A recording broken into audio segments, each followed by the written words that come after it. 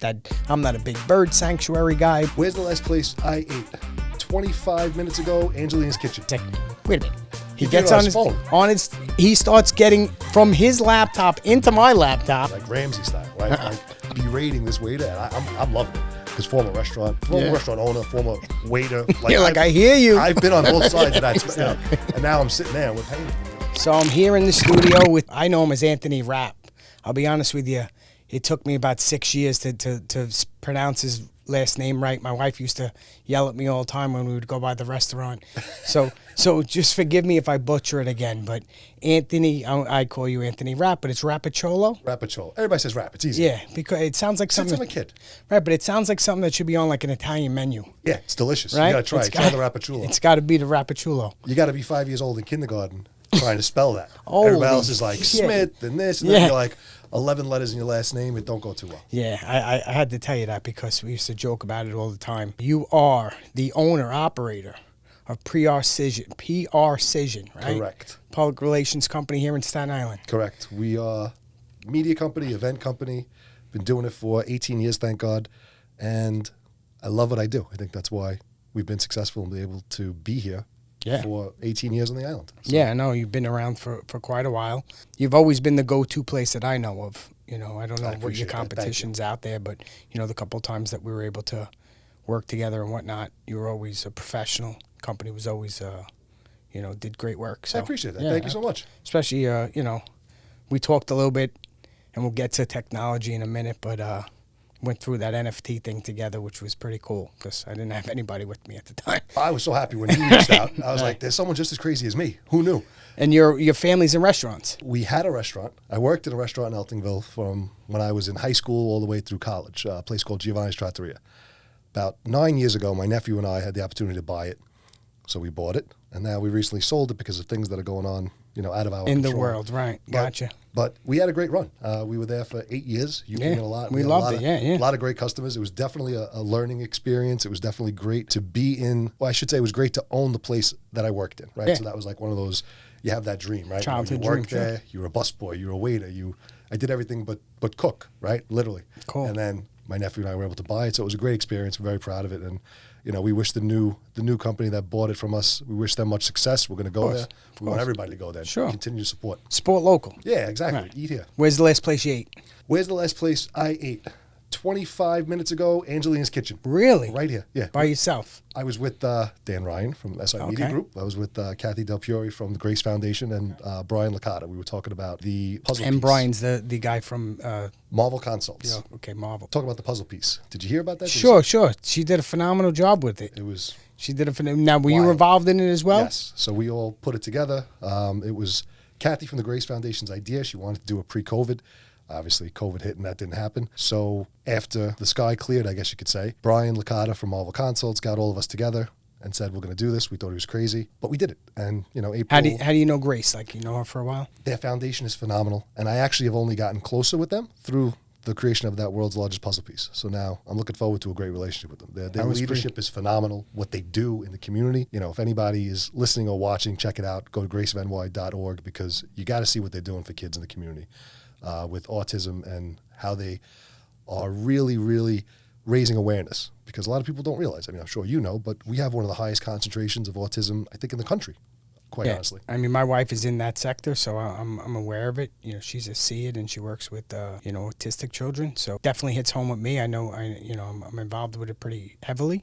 But that was great. I saw that they did it at the Staten Island Ferry Hawks, right? Ferry Hawk Stadium. The previous record was 1,700 and change. We did 2,403. What piece were you? I was the guy running around with the bat, getting everybody in line. Okay. There's video footage. You see me running around on the microphone with the bat, getting everybody inside. Because Guinness is funny, right? So it's a pay-to-play game.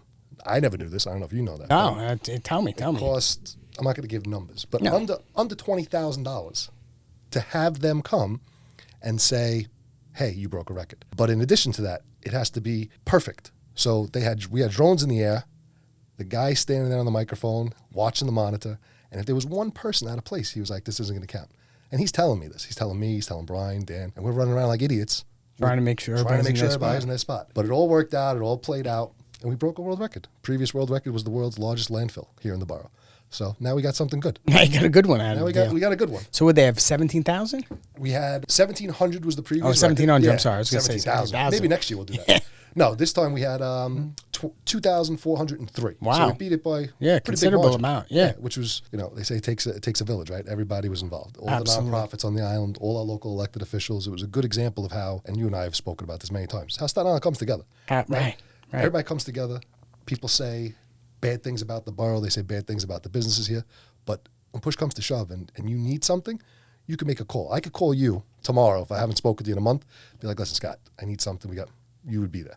I think that lends to neighborhoods, right? I think that Staten Island in general still has neighborhoods, right?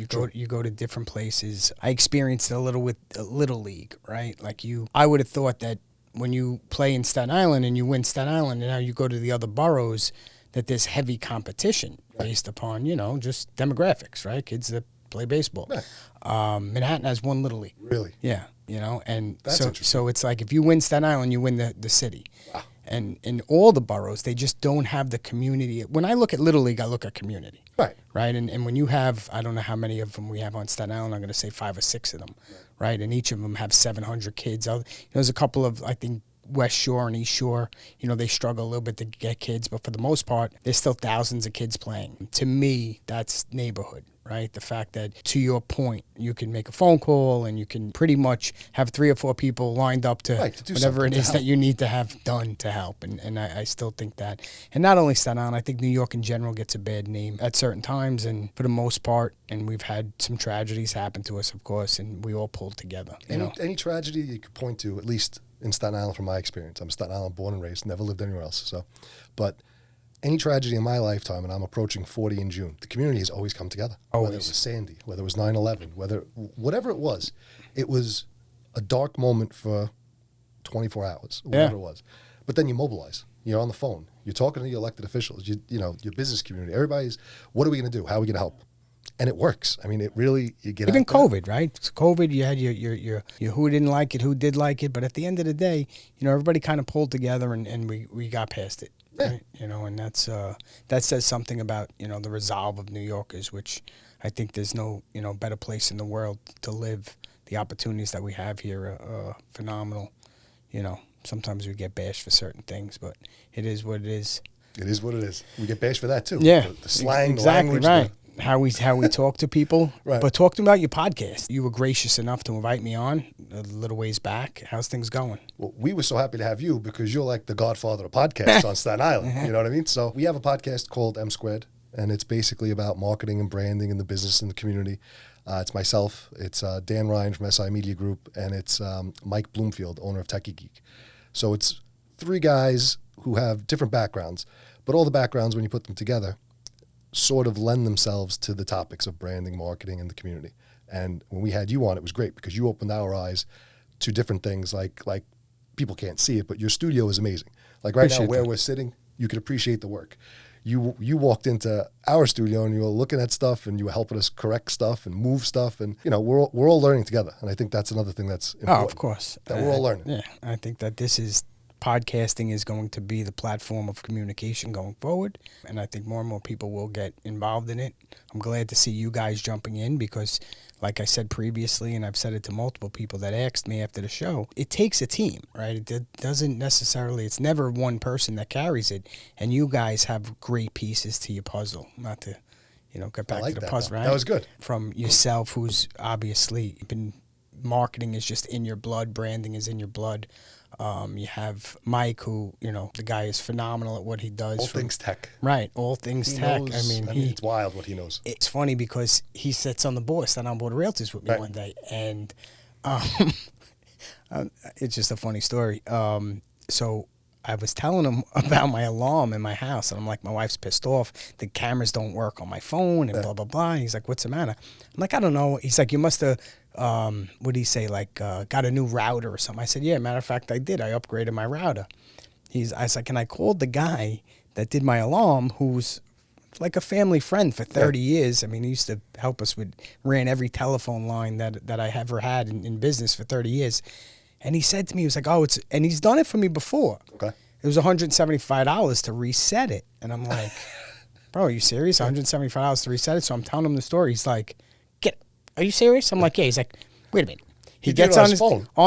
He starts getting from his laptop into my laptop. There you go. And then he starts this. He's like, he guessed what my code was. I was going to ask you if he hacked you. He did? He guessed it? I did. I never even knew I had a code. Wow. So he was like, oh, it's ABC. It's capital A, B, C, D, 1, 2, 3, 4. And I'm like, I don't know, maybe. Yeah. And sure enough, it was in. And I says, this kid, he could crack into anything, that guy. He's unbelievable. He's actually dangerous at times. He's unbelievable. But he's a great guy. I would trust him with anything. I do joke around about that he could crack into anything. But he is definitely a trustworthy man. And he helped me out. He actually got my wife on my good side that day. There you go. That's good. Right. The one thing about him, outside of him being funny and very intelligent, is that he is unique unto himself with branding, because most people don't even know what he does. And then when they realize what he does, a managed service provider, they don't think they need him. Right. But the reality is that if you're dealing with anything, emails, encryption, anything and everything, any business really is required to have some level of protection. Security. Not McAfee, right? Like McAfee growing up, that was it, right? You install or Norton 360, whatever it was. Yeah, the pop-ups that come up. $50 a month, everybody's good.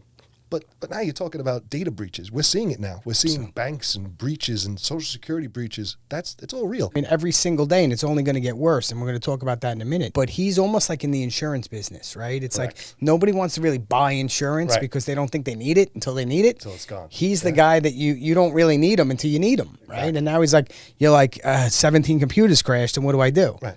You call Mike. That's what you do. It's easier to, think ahead than be dumb afterwards. Whatever that saying is, but you're right. It's easier. You buy him, it's insurance, and he's there. You got a problem, he's there. When it's gone, it's gone. And I'm enamored at his collection of I don't even know what the heck those things. He's a big kid. I was like, I didn't want to mention names and things, so I was like, I'm going to embarrass myself in this place. Big kid. But if you've ever been in his office and you're a 10-year-old, man, you would love you have it. a field day. How old are your kids?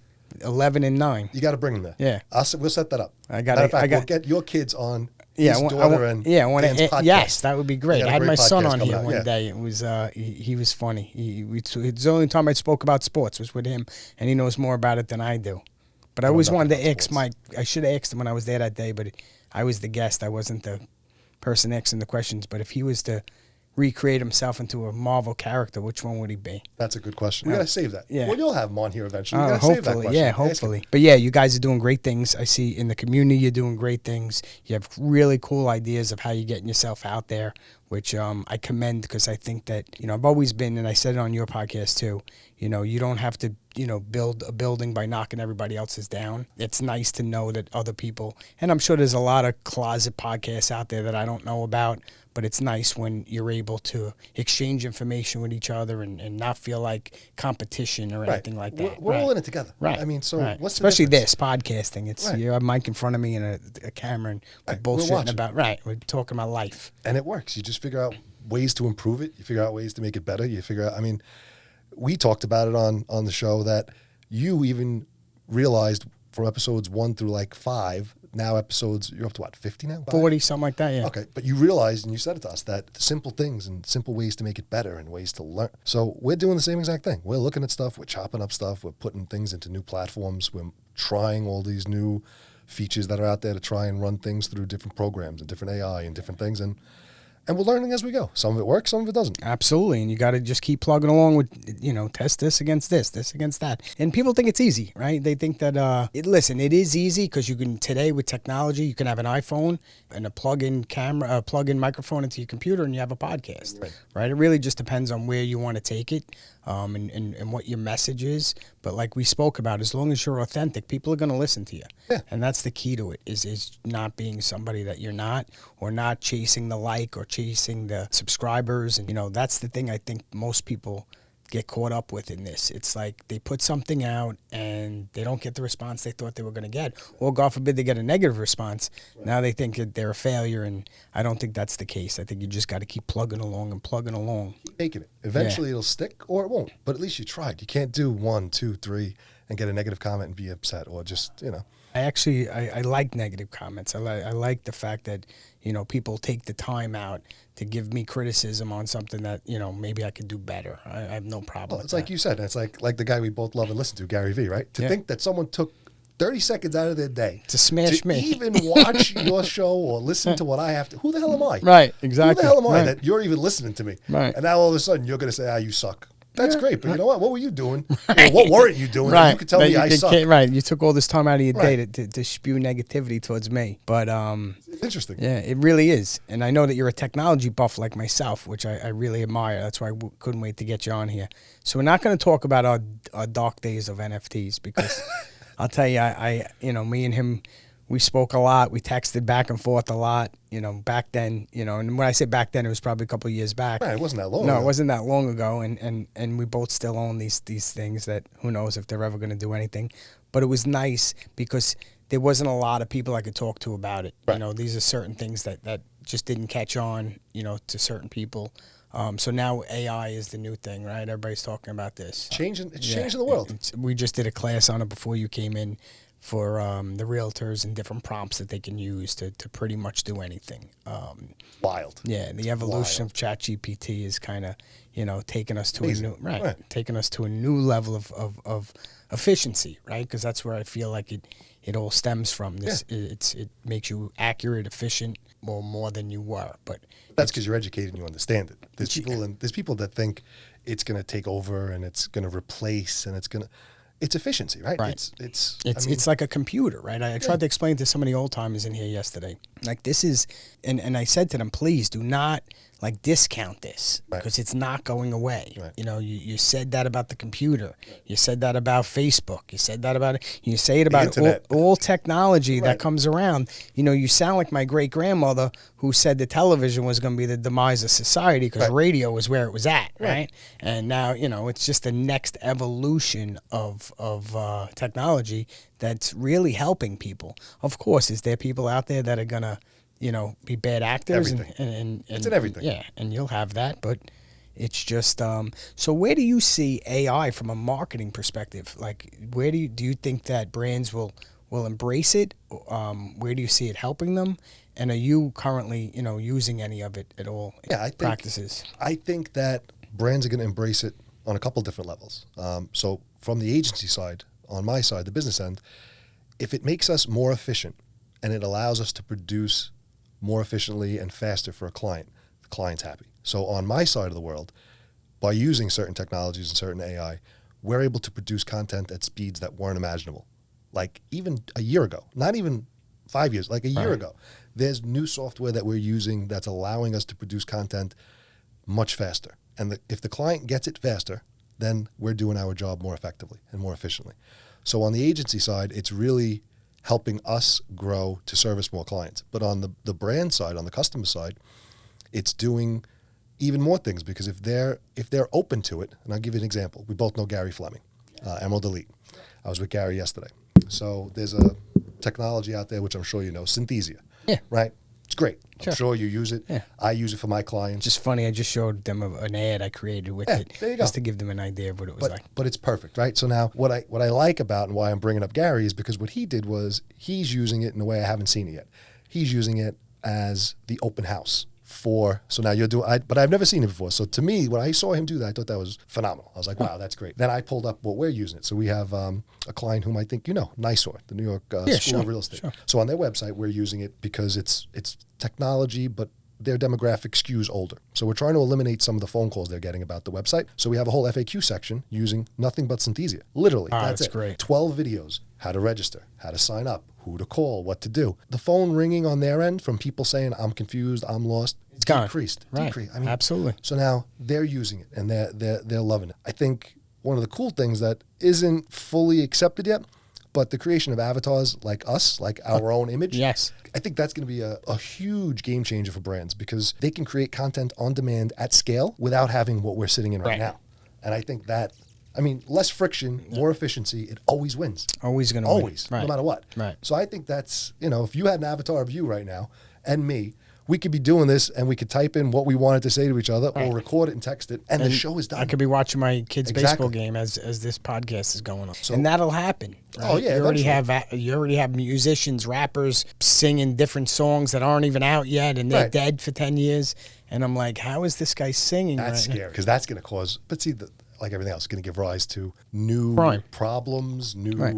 royalties, like how are you going to get paid on a song for the music industry, movie industry? Me personally, I saw that a while ago. I saw an infringement, a copyright infringement, when I saw someone create a picture, right? So I wrote something to the guy. He deleted me. He blackballed me. whatever. Everything that you could possibly think of. I was course. like, holy shit. All I said to him was, I could see some lawsuits coming down Right. from a copyright perspective. Because if you go on to, AI and you ask it to create a picture of a cat looking out the window on a ball of yarn with a, piece of it stuck around its ear, Yeah. it'll create that for you. Right. But that picture was already created by somebody. Right. Or pieces of that picture were created all by coming somebody. together. So how are they now going to stop that copyright infringement? And I said to myself, this is where blockchain is going to come back into play, because now everybody is going to want to trademark or get their stuff onto the blockchain to create ownership, right? Because that's kind of what the blockchain does is creates ownership for something. That's how we understand it. Yes. Because we Right. are, I don't want to say very educated, but we No, read but up and we we liked know. it. We liked But I it. still like it. I think, you called it our dark days. I think it's still the future. I No, but our guarantee dark you- days, because we were jumping up and down how many, we what were we're going to do buying with this squirrels, million, smoking cigars, yeah. and what we're going to do with this Right. million and that million Yeah. and this. But I think now that that's gone and now people have seen it, that's over, right? Right, but there's a utility behind it that Right. me and you understand that a lot of people don't, right? A lot We're of going to people. be selling houses Right. and people are going to be doing transactions on blockchain. Absolutely. I promise you. Oh, 100%. That's where it's 100%. I going. mean, it makes sense from a housing perspective, even from a title perspective, right, to have everything registered that way. I totally believe that things ebb and flow, and maybe we were just a little early, right? Yeah, And well, you'll listen, see. you get excited. Right, and you'll We see that we're things buying things, we're right. selling things. Things we would never spend the money on physical things that we No. were spending on digital stuff. We spent $3,000 on a bag. Yeah. What was that guy? You're like, hey, get these guys. I was like, yeah, we bought them. I got fake bags of whatever the hell. Crazy, right? Yeah, But crazy. but- Mushrooms. But I tell you what, if it would have went the other way, we would have been Of patting course. ourselves on the back. Right. I would have said you're a genius. And to your point, right, there was a lot of guys that did make money in the Yeah. field because of, scams and whatnot. There was a lot of the ability. But getting back to that AI from a voice perspective, I do see that being scary with, your mom getting a phone call and it sounds like you. Yeah. And saying like, hey, do me a favor, Zelle me 1,000, I'm jammed up, whatever, right? And now someone can replicate your exact voice. That's a problem. Even in business, right? They can start calling clients, And do anything. and just say whatever they I want. was on the phone with, maybe it was Verizon. I don't know who it was, but now they have this thing where they do voice authentication. Have you called any company with this yet? No, absolutely not. It was this week. Maybe it was Verizon or maybe it was Con Ed. But they said, thank you for calling, whether it was Con Ed or Verizon. And they said, no, TD Bank. Now I remember. TD Bank said, will you allow us to use your voice as acceptable way to know your identity, or something to that effect. Verify you. So I pressed 1, and I did it. But I don't really know what I did. But then if I call again, I don't have to enter my password. Now I can just do it. But you're right. So now you generate my voice on DID.com. Who's to say that they can't just do that? Right. I have no idea. And I think that they will. I mean, listen. Oh, of course they will. There's a way to scam the system every day. That's just scary about it. I think technology is great. I don't shy away from it. I don't let my kids shy away from it. A lot of people feel like, it's a detriment to children today. And unfortunately, it's going to be part of their future. So the more, like anything in life, the more you hold them back now, the more they're going to, probably have a problem in the future. It's like reading, right? If your parents never let you read when you were a kid, I don't know why there would be a parent out there that did that, but I'm sure there's got to be some whack crackhead jobs parents out there that think reading is the devil. You're going to struggle with reading. And I think that today, kids are going to be coding and this is just going to be a way of life. This isn't, It's ingrained. It's it is. ingrained in them. Do I agree with my kid playing Fortnite for 3 hours a day? No. That's the stuff thing, we got to right? try to pull back on. But it's like, how old are yours? He's 3. Oh, okay. Three. So, Yeah, he's so little. you- But we're doing when we first, when he was born, it was, we're not going to do anything, right? We're not going to do nothing. Kid's not going to watch TV. but then my nephew, his godfather, bought him an Amazon Fire. And I loaded it with only educational stuff, right? So now he was 1 and 2. So now he's 3. Now he's doing everything but reading, like literally. He's counting. He's spelling his name. He can write his name. He can, he has a great vocabulary. I don't know. Stuff that I did in the 5th grade. Right. That's what I'm saying. So we looked at it, my wife and I, and instead of saying, oh, he could only have, tablet time. If the kid is going to sit there and watch TV or play with the fire thing. I would rather play with the fire thing. If he's going to learn something, sure. Right. And one of my clients is St. Joseph by the Sea High School. Now that's an example of a high school that they're all digital. Yeah. The kids are learning on an iPad. So for me to sit there and say he can't use this device because it ain't going to help him, it's a lie. Absolutely. These kids are learning on an iPad. They don't even have I books and promise you, pencils. there'll come a point, and even though you're 37 years older than this kid, you're going to ask him a question one day on how to, because I find myself asking my 9-year-old at times. Oh, yeah. Certain things. So I remember my father used to ask me stuff. Right. My father was old school, but he got it. He would try his best. He would sign on to things. He had Facebook. He didn't understand it, but he had all these things. Got to give him credit for keep that. Up. Yeah, he just wanted to keep up. Listen, it's like anything else. Your father, maybe not your father, but maybe his father. Someone handed him a plastic card one day and said, you can go in the store and buy whatever you want with this. Like, what are you talking about? He said, what are you, nuts? Yeah. So it's just, again, that was another evolution of currency, of how, people spend money. It was a way for, banks to get rich, of course, but it's just things like, even if you ask somebody 10, 15 years ago, you put your banking information on the computer. Everyone would say no. And said, are you crazy? All of them would have told you no. I mean, who doesn't bank online today? Right. I don't know the last time I wrote a check out, to be honest with you. I had to write a check out. What did I? Oh, for Little League baseball pictures. There you go. They only took checks. I'm like, how do they? They're taking 1,000 checks from people right now. Because the owner of the company is probably 75 years old, making a lot of money. He's very happy. Right. If it ain't broke, don't fix it. $39 a kid, run them through. Yeah. That's it. Meanwhile, I'm going everywhere and tapping. I just tap. I have no idea. I don't even know what I'm spending. Just tap. And that's why I think they've changed these rules with credit cards and whatnot, because it just got to a point where it used to be 10% of the people had credit cards, 90% had, and this is from friends of mine with stores, restaurants, not even restaurants, but like delis and stuff. And they say now 90% of their money is credit cards. You're right. I can tell you from the restaurant business. When I worked in the restaurant we owned, it was 90-10 the other way. When you were a kid. Right. When I was a kid, I was a busboy making $150 cash. That was, I was God, right? I had all this money. But now, when we own the restaurant, when transactions are going through, you're looking at the reports, the P&L, the gross, the net, and it's like 95% is cards. And then the problem with that is, as a business owner, you have to make a decision. And this is any business. I mean, I'm talking from the restaurant, but actually even in my business, because we accept credit card payments, actually. Sure. So if you wanted to subscribe to our services on a monthly basis, we'll take a card. But you have to pay the VIG. Right, and the truth of the matter is they're not buying a $5 item from you. Right. Right? You don't mind paying 3.5% on a $10 bill, but when you start to buy things of magnitude, it starts to add up, but it also cuts into your profit margin. Well, that's the thing. So how do you, how do you balance it? On the restaurant side, we would say, we held out a long time. I mean, we were probably the last people I know to do it. And then we did it, and it wasn't like a huge thing. People got used to it. Because they were already used to it from other people, so that but was I was smart. the guy that hated it. Yeah. You know what I mean? I mean, this was my take on it, and I'm curious to hear your take, being that your family's been in that business. I would probably, and tell me if I'm wrong, or tell me where I could fix it. I would have raised my prices and not charged the fee. Everyone says because if you would have raised chicken parm from $19.99 to $21.99, I probably wouldn't even have noticed it, right? But the fact when you walk over, and certain places do it, or that you walk over and they tell you, like, are you paying? Like, please don't embarrass me in front of people that you don't know that I'm in front of. Just give me the damn bill, the cash discount, right? And whatever I give you, give me the appropriate bill back. Exactly. But certain places come over and they're like, you paying with cash? Like, what do you want to do? You're like, this is Monty Hall. Let's make a deal.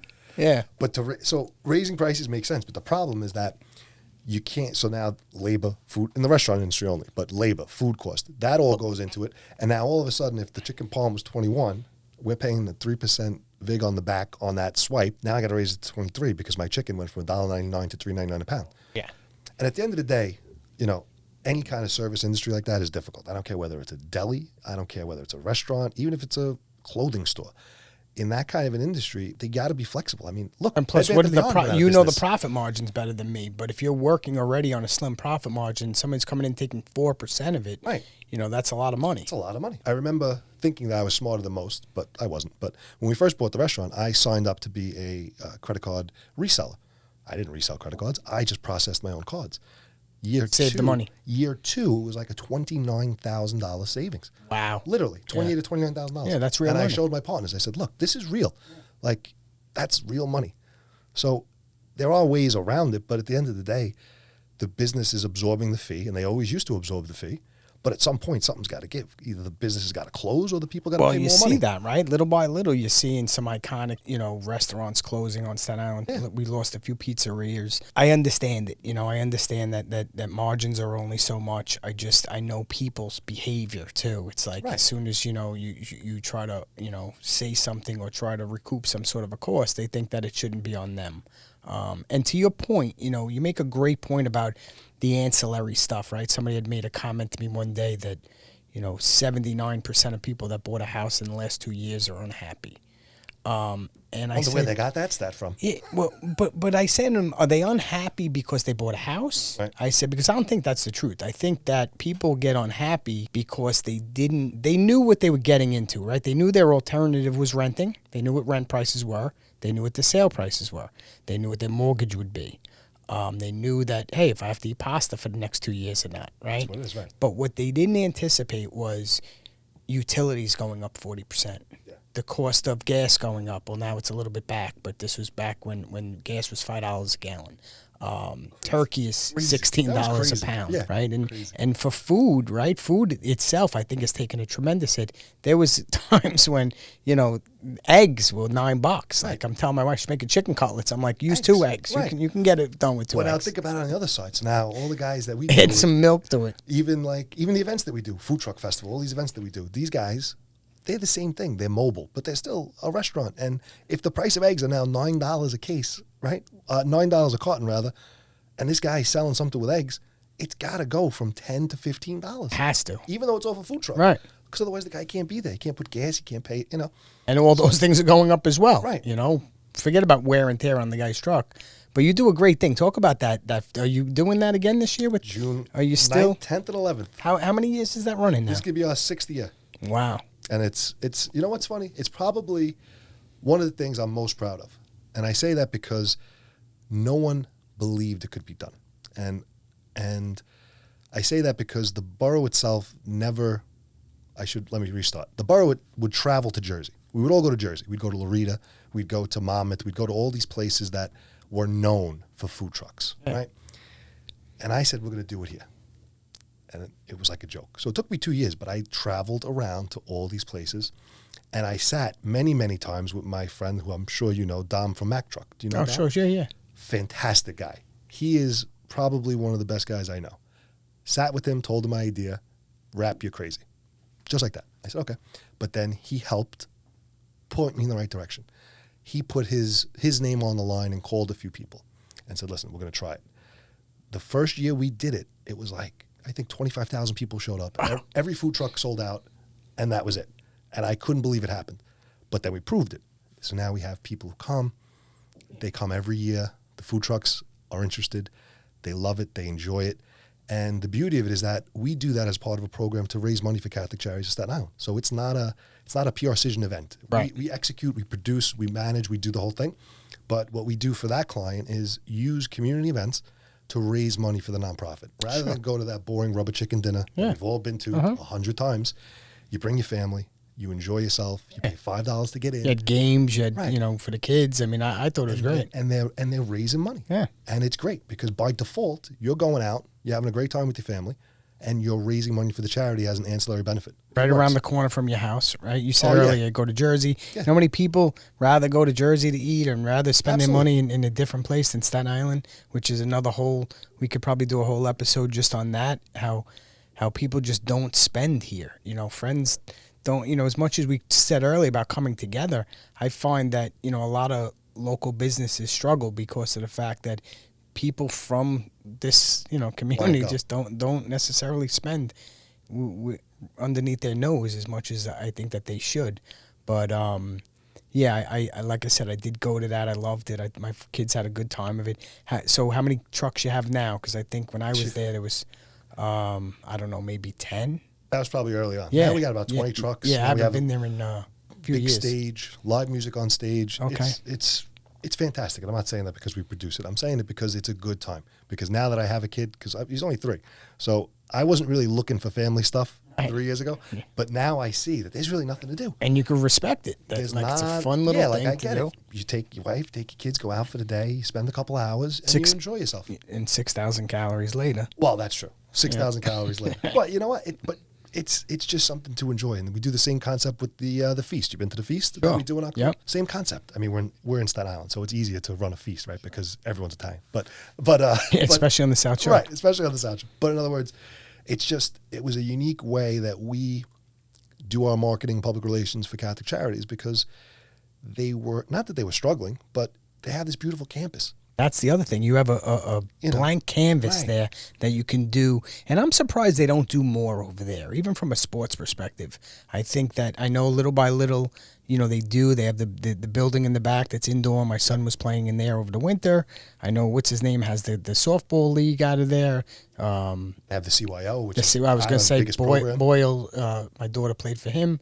You know John Boyle? Yeah. He's a great guy. Best guy. Yeah, so Fantastic. She played for him, and that's where they used to have practices in the back there. My wife actually taught in that school for a little while, or did something there.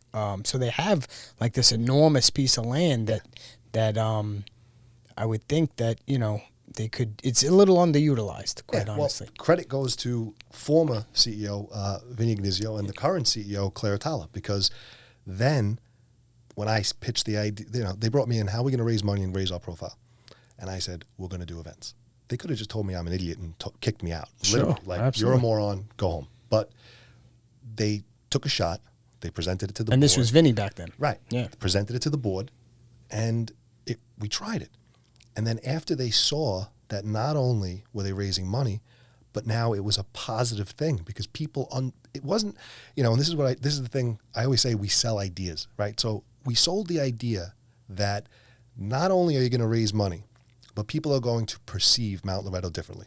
You can't touch that, right? No. I can't give you a P&L that says it's not feasible. Perception is different. But when we rebranded it to Food Truck Festival at the Mount, the Fall Festival at the Mount, and now people are talking about the Mount, and not Mount Loretto. And also not where you're going to drop off your kid if they were bad, right? Because that's what they used to tell me, my parents. I couldn't get it out fast enough. Like, I'm waiting for you. I'm supposed to be a good host, right? And let my guests see. But that's what, when I was a kid, my mother would call there and say, well, make believe she was calling there. I'm sending you to Mount Loretto. Right. So perception, you're 1,000% right? Like, I don't know if my mother was the only psychopath that did that to her kids. Everybody. So it's like, did it really have a stain on that place because of it? Right? Not now, because now people look forward to it. Right. Mount Loretto has now become a campus on the South Shore that's a community hub. Right. And you've created this younger generation that doesn't know Mount Loretto.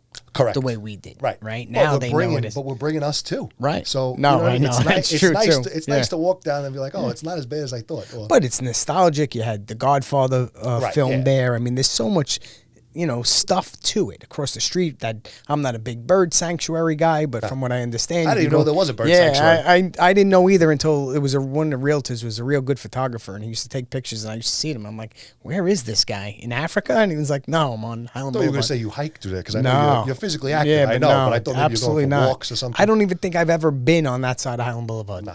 I know they have a little thing you could pull down and park your car and whatever. If I can't run an event on it, it's no use to it. I don't want to see it. If I can't use that property, I don't want it. Yeah, can I park the cars on there? I can't park otherwise. And I try not to go down there, I'll be honest with you, because every time I do, I get a speed camera ticket. Oh, yeah. It's like you can't go They took the one down by the Little League. Did they? Just so you know. Okay. On the northbound side of the boulevard coming down. Oh, okay, the other way. There used to be one and one. Yeah. And I took this one down. Yeah. I don't know why. Which is weird. Well, is there a school over there? Well, I guess there's the school on Page, but I guess for the Little League. It was too tight. Yeah. I mean, I had my debit card on. It just it didn't matter. I mean, but they're crazy across the city. I mean, I went to Queens one day. I got 3 on one street. Driving for like 10 minutes. I'm driving, not knowing. I'm probably doing like 40. It's probably 30. Right. And not doing 90. Yeah, I don't do 90. I'm just not that guy. And it's just crazy. You come home, you get 3 tickets. I'm like, how the fuck did I get 3 tickets on one street? Like Lefferts Boulevard or something. I'm like, I'm trying to get out of here as fast as I can. My wife likes when they come in the mail and they're me, not her. That's her favorite. Yeah. She'll stand there. She's like, not me. I know, it's the car in the picture. And I'm like, it wasn't me. I tell my wife, she's like, no, it was on this date at this time. That was you. Like, shit, it was me. You're right. They get you. It's like, but I'm glad they took that one down, because that one used to get me too. Yeah, no, listen, they eventually everyone's going to get somehow with these things, and it's just a huge profit for the city of New York. But now they're saying that they're moving them closer to schools. That's the last thing they said. They're too far away because once you pass it, then you speed, right. which makes sense. I mean, if you're going to put it as close to the school as possible. Go, and then you do 40 right away. So what else that you have going on right now? You have any exciting projects other than working with the Mount? So right now, I'm trying to think. We're working with United Activities Unlimited. Oh, okay, that's so funny. I just was speaking about it. That's the company that sends like kids that work like out of school. Workforce program. Yeah, workforce program. So that's exactly. They're doing a new summer camp that we're working on with them at CSI. Okay, great. In July. We do a lot of work with Meals on Wheels, another organization here on the island that people know, but they don't know, right? Everybody knows what they do. Right. But we're working with them to sort of digitize how they do their online fundraising and how they do their events and sort of revamp. It's weird about them because they're like the cousin that shows up at the wedding that no one's really knows. They're not sure if he was there or not. And, it's like, but you invite him anyway. Right. And it's like, was he there? I think he was there. Everybody knows they do. And it's like, because Meals on Wheels has been around. I know my next door neighbor that I used to live next to when I was a kid, he was very heavily involved with it. And this is going back 30-something years ago. So. Yeah, they celebrated their 50th year on the 50th anniversary last year. Okay, because I know they've been around. So what do? They provide meals for the elderly, correct? Right. So if you can't get out of your house or you're unfit to leave your home, whatever the case may be, they deliver meals to your home. And they're good meals. They have a huge facility that they're pumping this food out of. I mean, they have a chef, right? It's not like pre-manufactured. It's It's not like they're sending hospital food to your house. It's real food. Yeah. Dietary restrictions that they accommodate. And, I never realized until we started working with them and doing their website and understanding how they, collect their data and how they also get people to apply. But the number of applications that come through is staggering of people in Staten Island applying for it that need it.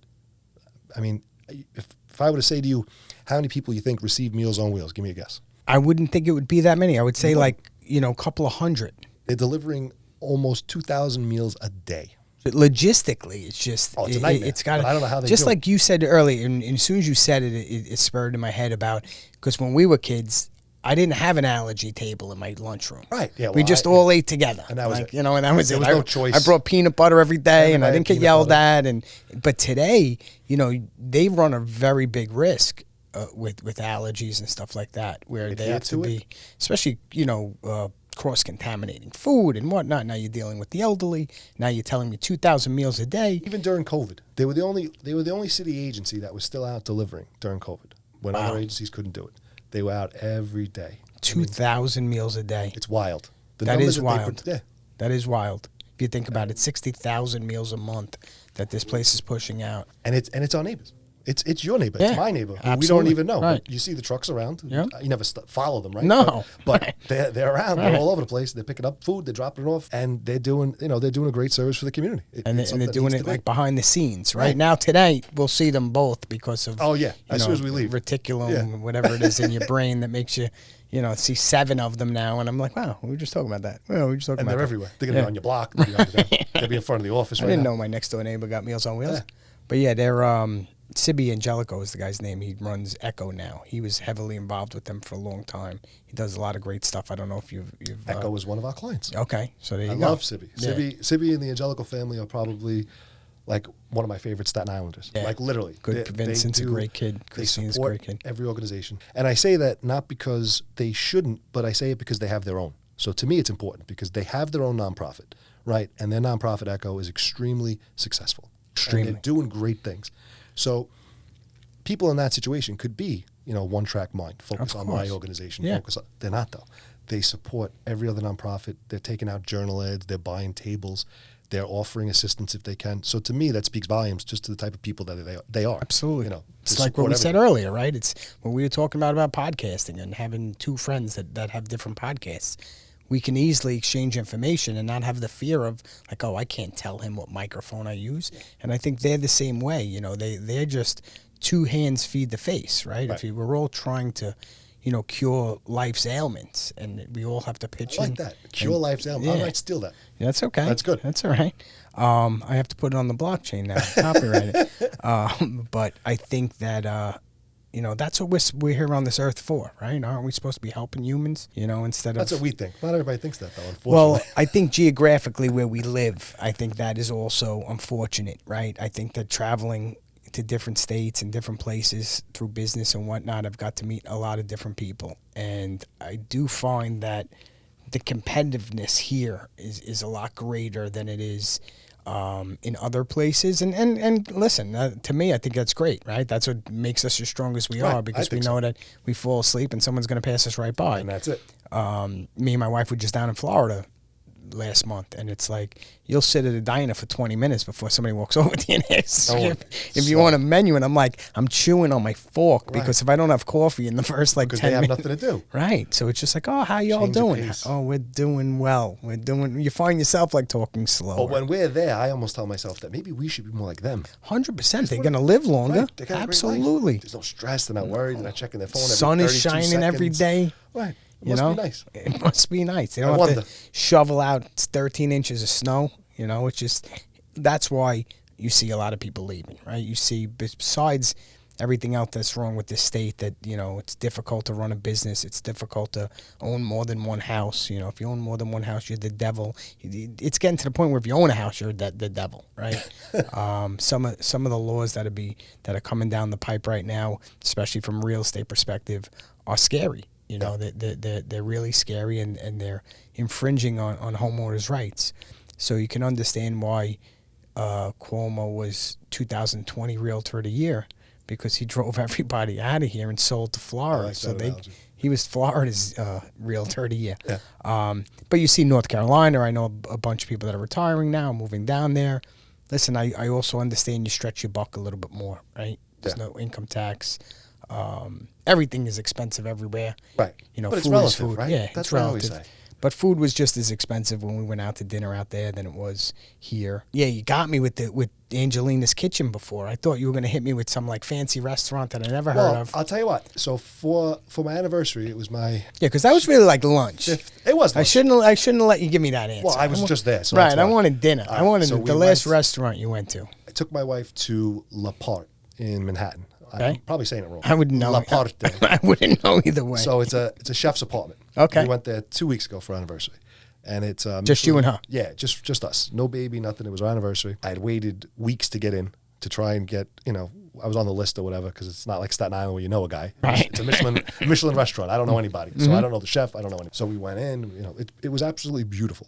It was probably half the size of your office, which by the way is beautiful. Oh, I appreciate that. And it had 7 tables. Really? Chef, open kitchen, cooking right in front of us. Everything was wiped, touched, displayed with the tweezers by the chef. I mean, we're watching. It was like watching a movie. It was like watching Netflix, the series there. And at one point, I guess, it was funny because my wife got like a little nervous because the chef was yelling at the waiter, because I guess the waiter moved something or did something wrong. Now this guy is berating like Ramsey style, right? Like berating this waiter, and I'm loving it because former restaurant owner, former waiter. Like I hear you. I've been on both sides of that, Exactly. and now I'm sitting there and we're paying for the meal, so I'm like, good, let this guy get yelled at. But ripped him like a completely new asshole, this guy. And then he came, he served us our food, and walked away, perfectly professional. Yeah. But it was great. It was a great experience. But stuff like that, you can't do things like that all the time. No, but that's an experience. You know Tommy Bannis? Of course. Okay. Love Tommy Bannis. Tommy was on. I love him too, man. He's actually. He was at my bridal party. Yeah. One of my best. Oh, get out of here! Very dear friend. Oh, wow, yeah. wow, Love that's awesome. Yeah, we've I've known him for a little while, but I've gotten very close with him over the last, I would say, 6 months to a year. Love the guy. We talk every day. He's an inspiration to me. He helps me out with a ton of stuff. Really, really great guy. So we were talking one day. He's a big experience guy. Yes. He's into experiences. Yes. And he's a big bucket list guy. Yep. And we talked about that, that he, every year on his wife's birthday, he goes to a Michelin restaurant. Yep. Right. And so when you said that, immediately he popped into my head, because he's got me now saying, you got to go, because it's all about the experience, right? You try it. It's just because it's different. You're not going to, you don't want to go every night. No, you're not going to go every night. Forget about the money. Even if you could afford it, you wouldn't want to do it because it's played out. It's time consuming, right? It's like you almost feel weird the way people are serving you hand and foot. But to go in and just relax, and we didn't even know it was on the menu. It was a tasting menu. Oh, is that what it is too? So you just enjoy it and you hope for the best. You know, the only thing I could say out here that comes close to it is, I don't know if you've ever been to Violet Cellar or Stonehouse. I've been to both, sure. Okay, so at the Stonehouse, Pete, one of my good friends, Botros, he does the chef's loft. I don't know if you ever done that. No, I didn't, but I've heard it's great. Tommy's been for Phenomenal. 3 years. He's been telling me to do it. Phenomenal. We love the place so much that my wife and I took our engagement photos in the chef's loft. That's Oh, how get often out we of used to go. Oh, wow. So Peter It's a pretty stands place. there. Yeah, Peter stands there. He cooks in front of you. There's only 18 people. Phenomenal. The other thing we did on Staten Island, because I'm trying to think if there's anything on the island that's close to that experience. He does at Violet Cellar something called omakase. And I'm probably saying it wrong, but even if I am saying it wrong, I'm going to say it. Omakase. and you basically, you sit Sounds like some sort of Oriental type of. But it's where he prepares whatever he wants. He serves it to you in small plates. It's like 8 or 15 courses you could pick. Every course comes with a glass of wine. The sommelier stands there and explains to you what you're doing, so doing wrong. it's great. No, but because again, you can't do it all the time. No. But it's nice instead of just running down the block to wherever you're going to Campania. I mean, these are great places, but there's only so many times you can do that. You want to try and do something different local, you try these places It's that about are offering experiences. a higher level of service. And they do a great job. Absolutely. And that's what you want. You want that experience. Like you said, I'm not the type with a 9 and 11-year-old to be able to go out to dinner that much. Gotcha. Right? Yeah, of it's course. like when we do get out, it's a treat. But experiences is everything in life. Like actually, Tommy turned me onto a book called, I think it's Die with Nothing. I'm in the middle of reading it. That right sounds now. exactly like it. Yeah, but that's basically what it is. What he talks about is you can't line the casket with money when you leave, right? Of course, you don't want to leave your family distraught, but I don't think that people really get the most out of life. I think that they work their asses off and, they're till they're 65 and they get their pension and that's it. And then 3 or 4 years later, they realize that, they're dead. Their life's over. And they worked and worked and worked and really never got to enjoy it. I think that's changing right now with this new generation that, I don't know, people call them entitled. I don't think they're entitled. I think, first of all, if someone's entitled, someone made them entitled, right? Well, I agree. I think it's parents' fault. Yeah, I blame the parents you're not for everything. born entitled, right? I blame parents for everything. But I also think that kids think that they understand they have options today, right? They understand that, you can have platforms like this, or you can make content in your basement and make $75,000 a year, opposed to chasing the 200, in the corporate world. Something you hate. Right. They can do something they love and absolutely. pay their bills. And Who's better than them? And I think COVID did that too a little bit, right? It made us understand that family might have gotten away from us a little bit, right? I know it did with me. It made me realize me too, that, definitely. made me realize my house was too small. I needed to get away from my kids. But it definitely made you realize that there's more important things than working 15 hours a day. And, when I grew up, that's what it was, right? My father worked. I barely showed up to a Little League game. He always sponsored the team, always was there with the pocketbook, but never did the stuff that, I make sure I do today. It wasn't because he didn't want to. It was probably because he just couldn't. It was more running important a that business. you were taken care of, that you were clothed, that you were fed, that you were playing baseball. And he didn't have the options that we have today, right? Like if your father wanted to make more money, he had to get another job. Right. And if he wanted to make more money, he had to get another job, right? There wasn't no side hustles the way that there is today, right? Today, you can go home on your phone and, we were talking about, I don't even know how to say it, Synthesia or whatever. Synthesia, right? You could create these ads, put them onto YouTube, and all of a sudden you're getting this passive income. YouTube channel with no content. Right. It's just AI content. Just people are getting checks. ads, and People go to checks. ClickBank or one of these places and get some sort of a coupon code, and now you're making and put 100 of them out there and see what happens. And hope for the best. But I think kids understand that today, and instead of getting on a train and getting on a ferry and wasting 4 hours of their life traveling. Stuff that we did. Right. Exactly. I tell my wife all the time. I mean, I say this now, and I guess I'll look back on this. I'll cue this episode up when the time is right, just to see if I'm right or wrong. But I don't think that my son will go to college. And I'm not saying that because I don't think he's smart. I'm saying that because I'm an NYU grad who was proud that I graduated NYU because it was big. But who cares now? Right. I didn't need it. I run my own shop. Right. No one's checking my degree. Right. No one's reading my resume. Right. So, you know what I mean? Someone asked me once, do you want to go agree. get your master's? For who? Who's validating my credentials? Absolutely. Nobody. To have an office, maybe we'll put it on the wall. I don't need, Listen, I never went to school. My sister never went to school. We were raised by wolves, And raised by wolves, he says. and it comes down to, at the end of the day, work ethic, right? Figuring it out, like you said earlier. Nobody's born with a book to tell you everything that you have to do, so you just figure it out. And I'm completely on your side with the education. I don't think it's deployed correctly to begin with right now, anyway. And I think that people that are paying $80,000 a year to go to college are idiots. They're going to realize, over the next, few years that a college education is not going to be as important. And also, just education in general is going to have a problem with this new technology that's coming out. You already see, with these bots creating papers for kids and cheating and it's just going to get more and more rampant, and they're going to be forced. The education system is going to be forced to pivot and deploy education in a different fashion because, this whole... It's a business, right? Right. I mean, 90 people days fail and to get realize graded. that. But it's a business. It's like anything else. Education is a business. And, unless, and I'll qualify this statement because when I do watch this in 20 years, whatever it is, I want to make sure my wife hears me say this.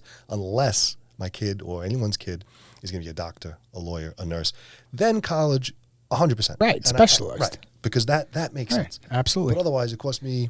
I don't know, $120,000 to learn how to have a conversation. Right, That's what it was. Business degree. I don't know. I didn't have a business but I'm saying degree, I don't know what a business Right. degree is, but that's what people go for today. I'm going for business. Well, what exactly does that mean? Lots. Yeah, That's that's it. kind of what it is, That's right? it. 'Cause you It's could- like I'm going for anything. finance. Okay, that's great too. But if you're going for some sort of a specialty thing, absolutely, and that's where, education does come in. But that's specialized education, right? That's not general education. General education. I think that education in the early years is important, not from what you learn, but from the habits that you create, right? Well, he's 9 now, but at one point he was 5, right? And your son is going to be 5 soon, and your son's going to have to learn how to break into a group of kids that are talking, right? And how to create friends and how to, all that's important. Right, and That that's matters. the part, I think, where it really helps a child develop is from socially. You want to put him, this homeschooling thing, I don't really get it. Why would you want to just pigeonhole your kid regardless of how education is? But don't you want your kid to be around other kids his That's age? part of the social development. Absolutely, because, you create a monster come, 20 years from now. But I think that you're 100% right. There's a good chance that my 9-year-old doesn't go to college. Well, knowing him, he's not going to college. But there's nothing wrong with that because you know what? He may take over your business that you've built. He may create his own business. Create his own business, absolutely. So, but they have opportunities we didn't have. Right now, I really sound like my father. No, but it's the truth. Our kids have opportunities we didn't have. And it's funny you said that because I always have this statement that someone said to me one time.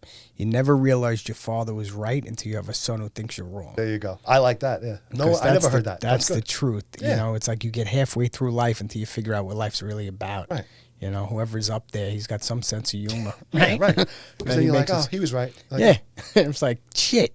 And why is he, I don't want him to be right, but, now I have a son that I can't do no right by, and he knows everything. And But you give him a leeway, right? Have to. You give him the ability to do things on his own. And I think that's important because my parents did that with me. But I find, and I got to ask you this question too, now that you have a son. Do you recognize certain things that you say? Like, I don't feel like our parents recognized that they were ever young, right? Do you recognize that you were young and stupid at one time in life? Oh, yeah, all the time. I do too. Right. And when I'm talking to my children, I get it. Like, I get why you did it. I get why you're an idiot, right? Because I was an idiot once. Because we did it. I felt like when we grew up, we never had that from our parents. Like, they never admitted fault. Their fun was probably a lot different than our fun. Well, this And is it was true a totally too. different Right. thing, right? This is true too. What they would thought was bad made us look like angels, I'm sure. Right. You know what I mean? Right. Right. But yeah, no, you're right. But I think it's important that you're giving them the opportunity to try things, Have to. And I that's another thing. I'm a big reader and, follower of all motivational stuff because I believe that everyone struggles with something in life and motivation helps people. But I think that I watched a video about how kids do dangerous stuff carefully. Okay. And it was, it really rang true. It was a kid with, whether it was near a fire or a kid, racing down the street on a bike or just different things. But the premise of it was like you can't shelter your kid to a point where he won't be able to defend himself and not physically, but just defend himself against anything. right? Situation. Right, any situation that might arise itself. It could be a good situation, right? I tell my Little League team all the time, when you win, you want to act the same way as you lost. Like there's no, like I was saying, act like you've been there before. Right. There's no reason to act a fool ever, whether it's on a good side or a bad side. So I think that life, or early ages like that teaches kids how to just deal a lot better. And I think that, but it's funny because I find myself at times saying, you would have easily did this when you were a kid. So relax before before you go crazy about it. But then you think about it, you're only trying to like protect them. You just don't want, Of course. There's only so much. There's only so much you can do. And as your kid gets older, there's less and less time that he's with you to protect him, right? And that, to me, I struggle with that. I have a daughter who's 11 that, she's the air that I breathe. And even my son, of course, I love the kid to death too. But of course, with girls, you get a little bit more nervous. Yeah, it's a little bit more nervous. A guy once told me that he had 2 twin daughters. And I used to break his balls all the time. And Poor guy. I'm like, what the fuck did you do wrong in life? life? Right. And he's like, you know what the difference between boys and girls are? I'm like, no, what? He's like, with a boy, you got to worry about one dick. So with a girl, you got to worry about 1 million of them. I'm like, wow, that's really funny. That's one way to put it. Right, yeah, it's true. It's actually accurate. I said, but so yeah, with girls, obviously, I'm blessed to have a good kid that she's smart and she's loves sports and she's very friendly and kind and caring. So my wife did a really good job with her. All wives did great jobs. Yeah, She didn't do anything. As long as you admit that. Great job, my wife. I admit that to everybody. Everybody says, "How's your kids?" I'm like, "My wife did a phenomenal job." Right. Thank God. That's Without it. her. Well, that's why we're, God at one point in time put them in front of us, right? Yeah. So however it happens, it happens. Very thankful for that. I'd be in a ditch somewhere. God knows where I'd be. So I had this conversation last week on the show, so I'm going to hit you with it because I just think it's a great little topic, especially for guys like me and you that grew up on this island. But it was a post that then grew legs, and I turned it into a segment in the show. But and since we were talking restaurants before, your favorite restaurant that's closed? My favorite restaurant that's closed. That's a hard one.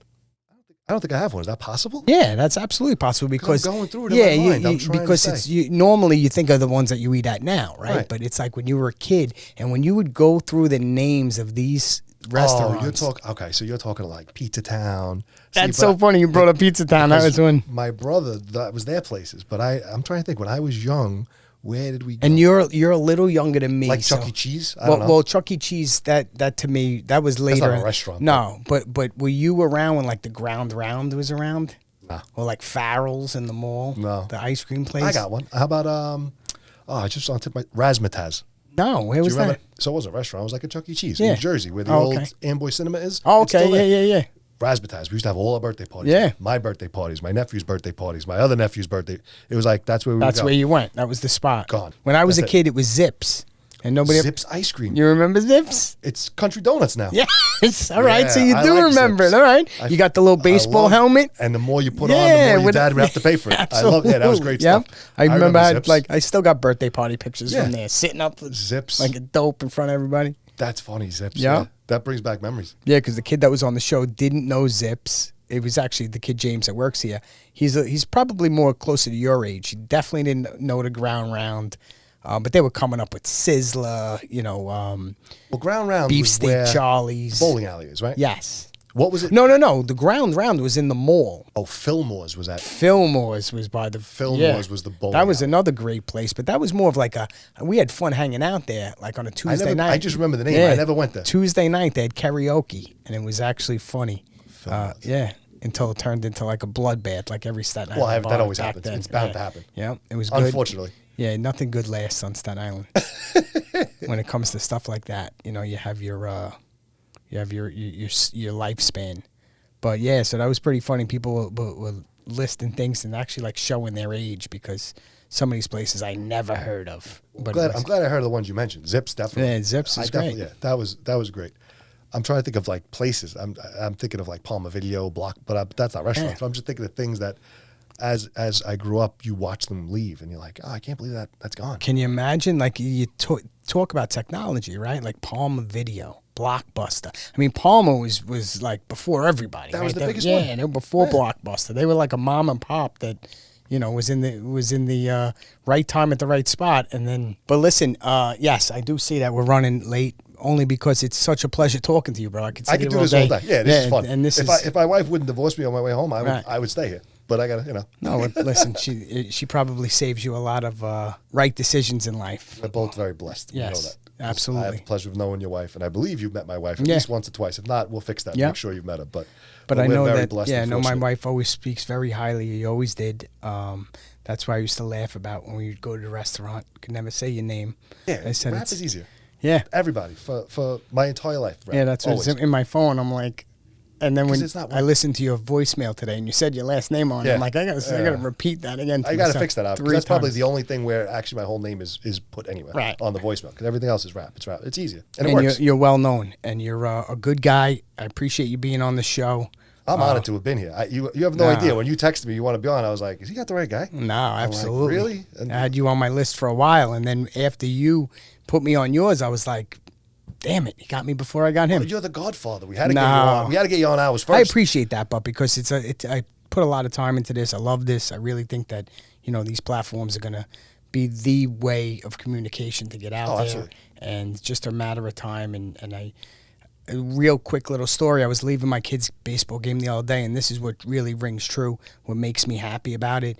So I'm walking out of the dugout, and this little kid looks up at me and goes, I just want to let you know I subscribe to your podcast. How great is that feeling? And he goes to my kid's school, and I'm like, I didn't even know what to say to him. I'm like, and I know it because his mother's the assistant principal of the school, and she said to me at drop-off one day, you got my son going crazy. Now he's going to start his own podcast.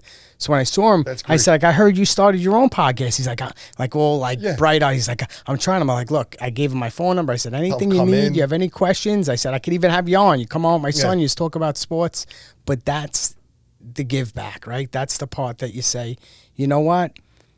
It's not always about money. Right? That's what you said earlier. It's not about the likes, the share. If that kid does something, he's going to remember you, and you inspired that kid in some way, 100%. When I walked out of that little league, all I thought about was that little kid. Not my kid's game, not anything like that. Just like, wow, I inspired some little kid to possibly, go after his passion or a dream of having a podcast. Yeah, and that's what it's about. That's an amazing thing. We haven't had that experience yet. I mean, not me anyway. No, well, you will. Dan, Dan Ryan. Sure. So Dan's a celebrity in his own right. At least he believes so. He's, he's Dan on the street for the Grace Founder. He's, all kidding aside, he's a fantastic guy. Yeah. But I break his chops because he's a part of so many things. So we always say, like, oh, you're the celebrity, because he's got Dan on the street. He's got the M squared. He's got this. He's got that. So he has those experiences where people at the liquor store are like, oh, you're Dan on the street, or you're this guy, you're that guy. Me and Mike, no one says, oh, you're the podcast guy. But you will. Yet. You Not will. Yet. Nobody says that. You will, because even like Danny Chenard I spoke to today, and he said the same thing with his Nobody Cares Sports. It's like, 2 or 3 years, it's, a little bit of a hard run. And all of a sudden now you're going into stores and people looking at you weird like you're a celebrity because you videotape a third grade, basketball game. But he's another guy that does a great job. I've always tried to be behind the scenes. So for me personally, doing this, not that it's coming out of my comfort zone, but everything we do and have done for the last 18 years for clients is all them. Like if you go to anything that we produce or if you see any of the clients we represent, our logo isn't on it. It's not about me. Gotcha. Clients pay us to make them smarter, to increase their revenue. You said that earlier about the mount not being your show. I disagree because I think that, you're a huge, component of that recipe. But they allow me to do it. Right. So it's all about them. Yeah. You'll never read a press release. You'll never see an article starts off with that says we did anything. Right. Catholic Charities of Staten Island hosts the new event. Catholic Charities of Staten Island raises money. Meals on Wheels does this. Because what we do is we need to be in the background. We are not supposed to be in the foreground. Because if we're doing PR marketing for a client, if we were doing it for you and you're doing a great job and you're bringing in homes or we're working on leads, whatever the case may be, you wouldn't want Anthony Rapp of PRcision works with Scott. Right. Well, I get it. It's you're paying us to provide the service. No one's supposed to know who we are. Yeah, you have a way of pushing everybody up into the front. And you sitting in the back. You look smart. Your brand looks smart. It's not about me, not about my company, not about my brand. So that's why if anyone ever saw me and said they saw me on a podcast, I'd probably fall down just because it's so funny and counterintuitive to what, what I've you've branded been, myself right, to for become. over the last 20 Right. years. It's funny. But Well, maybe one obviously, day. you're doing a great job of it. You know, your client's very lucky to have you. We're lucky to have you on the show today. I'm going to come back. I was in going like to say 20 episodes. Yeah, I'm going to bring you all back. I got to Yeah. get that whole crew of yours over Oh, yeah, here. we got to come. So They're now- pissed. yeah. I told them, I said, I'm going on. They didn't like you. They were like, you got to be. I said, nah. That's maybe well, one day. plus, you know, you have a little bit more. We of a, know each other, yeah. a little bit longer. But yeah, once again, thank you very much. I appreciate it. Where can somebody find you if they're looking for you on social media? Social media, we are at PRcision, PRcision.com. And if you want to check out our podcast and watch our episode, I encourage everybody to watch the episode of us. We're at m2podcast.com and M Squared on YouTube. Definitely check out their podcast. They're bringing a lot of good, insight to Staten Island, like you said, through business and marketing, which is phenomenal. So once again, Ant, I appreciate you being here. I appreciate it, brother. Thank you so much for having me. Yeah, I'll speak to everybody soon. Follow us wherever you watch your podcasts. And we're out. Thanks for listening to the Too Many Topics podcast. Be sure to subscribe wherever you listen to podcasts. While you're there, leave us a rating cool. and review. That helps spread the word about the show. Want more? Check out www.toomanytopics.com.